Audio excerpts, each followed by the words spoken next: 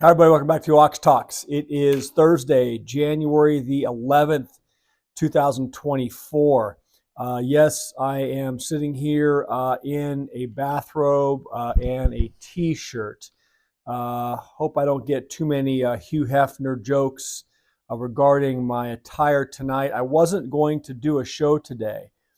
And it's funny, I had a long day at the office, so I was busy, and then I had a workout this afternoon. But the reality is, I just didn't feel that I had anything substantial to offer to my subscribers and my viewers today. I looked through some articles. Yes, I'll address in a couple minutes. The CPI report came out, and it was higher in a lot of the wrong places. But I just didn't see a lot of compelling information. I was trying to think about some ideas I wanted to share. The business today at the office was just fairly mundane. I don't want to waste anybody's time. If I don't have something substantial or meaningful to offer you guys on a daily basis, then I won't come out here and just try to fill airtime.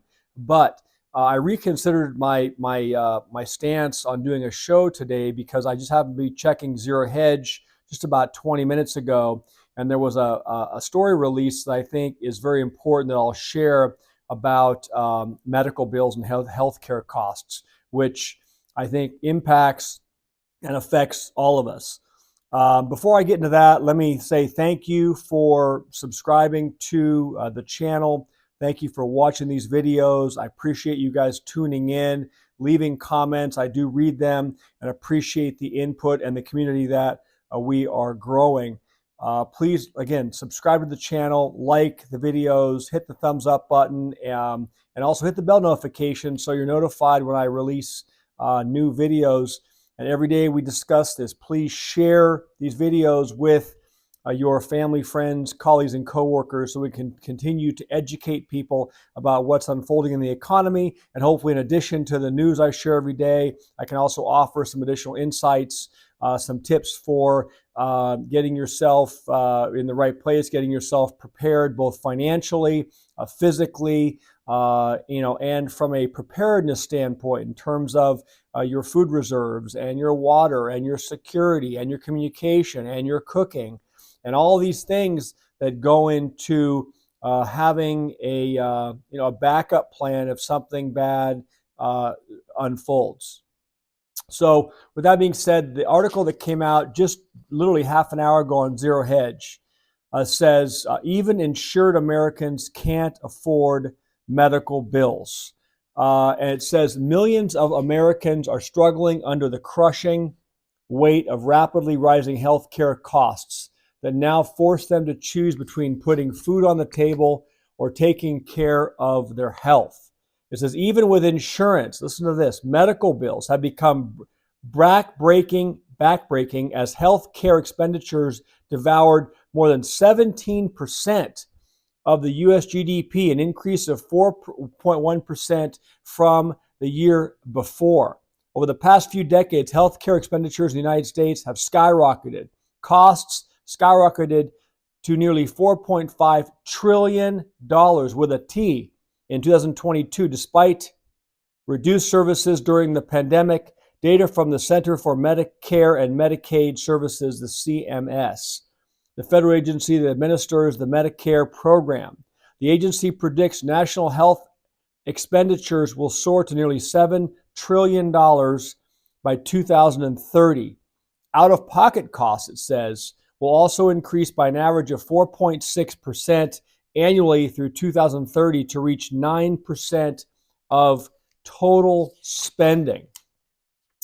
It says deductibles also show a worrying trend, with the average deductible doubling from $1,025 in 2010 to $2,004 in 2021, according to the Center for American Progress, public agency, a public policy research and advocacy organization. This is in the same time frame. The percentage of plans mandating a deductible rose from 78% to about 89%. And I will tell you, I think I did a video on my healthcare plan a couple of months ago where I got a notice of an increase in my plan this year of almost 20%. Our deductibles are so high that we basically pay out of pocket for all of our medical expenditures anyway. We never even reach the deductible. I think it's like $7,000 per person or something. It's a cumulative number. I can be wrong about that, but the point is we never get to that deductible. All we are paying for is insuring a catastrophic issue, like a major car accident or an organ failure or something of that nature. It's really, really sad. And for families that can't afford to pay these premiums and pay these deductibles, it's horrible. And this is what this article addresses. It says, as a result, even those with insurance often cannot afford the out-of-pocket expenses associated with needed care. The problem is especially acute because incomes have failed to keep pace with rapidly rising costs. We know that. Real wages are falling. They're not keeping pace with the rising costs and with the pace of inflation. It says a Federal Reserve survey found that in 2022, about 1/3 of U.S. adults recently skipped or postponed medical care due to cost. The most frequently delayed care was dental, with 21% skipping dentist visits, followed by a visit to a specialist, with 16% saying they did not go.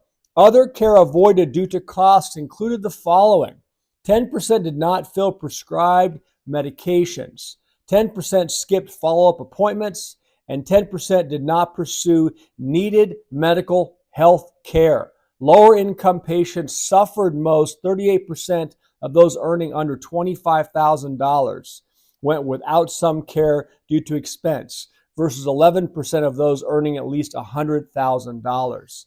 I have family members. My brother, for example, he doesn't even carry health care insurance. He pays as he goes, but when he has a problem arise, which he has, the costs are astronomical. So it is a catch-22.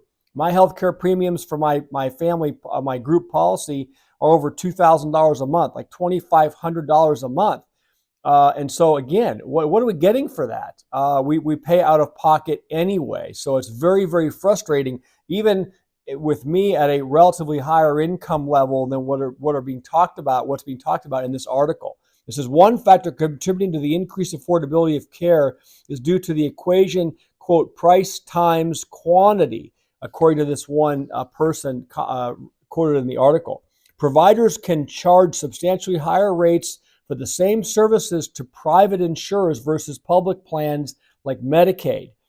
This allows them to negotiate selectively. For example, they may deny care for lower paying Medicaid patients if reimbursements are deemed insufficient. This leaves uninsured and lower income patients with fewer affordable options, it says. Lastly, it talks about pharmaceuticals. Pharmaceuticals also bear the blame for healthcare cost spikes. A 2023 AARP analysis found list prices for medications had more than tripled since their introduction to the market. To fight these price hikes, there's the Inflation Reduction Act it talks about. But look, the point is that our healthcare system is broken from any metric you look at. And so I thought this was important to bring to your attention. Again, it just hit the wire in the last half an hour. It's meaningful, I think, for all of us. Whatever your income level is, or whatever your strata in society is, at some point you need medical care. And so we need to pay attention to this. Again, it's another broken segment of our society. Hate to be the bearer of bad news, but this is what is happening. A couple other stories I'll address briefly. I wasn't going to even cover today. The headline CPI number came out, and it was higher than expected by, I believe, almost double. And the food costs, this is the important part. The food costs were at a record high. So the number came in higher than expected. It always seems to. The silver lining was this. I did a video, I think, last week from Las Vegas where I discussed that rents were going to be coming down. And this report showed that shelter inflation was up 6.15% year over year in December, down from 6.51% in November, and the lowest since July of 2022. Rent inflation was up 6.47% year over year in December, down from 6.87% in November, and the lowest since July 2022 as well. So I think that's moving in the right direction if you are a renter. Here's the bad part. It says headline costs were at record highs, core costs are at record highs, and here's the problem. Food costs are at record highs. So food inflation continues to go up. And this is where it impacts all of us on a daily basis, trying to buy food and put food on the table for our families. So the metrics that, rent's important, but the food inflation metric is a real problem. The market's finished about flat today. They started out down pretty substantially, and miraculously the saviors came at the end of the day, got the market almost back to flat. So we'll see how the market digests this, because it probably, or it could very likely mean that the Federal Reserve will not be as inclined to start a rate cutting cycle as soon as the markets have that priced in. So again, I'm not going to go into much more of the inflation report. It kind of, I get tired of hearing about it, what the Fed's going to do, what the Fed's not going to do, how's the market going to react. You've got, thousands of pundits out there and experts all weighing in on it. The point is that we have to boil it down to how are we being impacted, in our daily lives. And I thought the food cost, a portion of this article, as well as the rents, were important to share with you. So with that being said, I'll leave it there today, a little shorter video. The bathrobe story is kind of cool. My wife bought me this bathrobe, I believe, in 2001. So going back, I don't know, over 20 years. This thing looks brand new. It's well made. I can't say that about a lot of products these days that aren't well made anymore. But I think I had just purchased a new vehicle. It was a 911. And so I think for Christmas, I was given this robe. And frankly, tonight I wasn't going to do a show, so I didn't. It was last minute. I wanted you guys to hear about this information. I just didn't feel like changing my comfortable attire. It's getting cool here in the desert, at least by our standards. It's really cooling off at night and in the morning. So again, forgive the casual attire this evening. I'm going to try to get this video up. My time, it's about 20 to 8, so it's going to be going up a little late. Hope you guys enjoyed the content. I hope you got your workout in today. I got my workout in this afternoon for an hour. Hope you're getting your steps in. I bought a cheap little $20 Amazon step counter for this new challenge I'm doing with my workout group. So I'm going to start tracking my daily steps. And again, keep the workouts going. Start doing what you can do. Work on the diet. The diet's a huge component of all this, as we discuss every day. Without a relatively conscientious diet, you will not make any progress, regardless of how much you're working out. So with that being said, it's about 13 and a half minutes. Hope you all have a great evening, and I will talk to all of you tomorrow. Bye.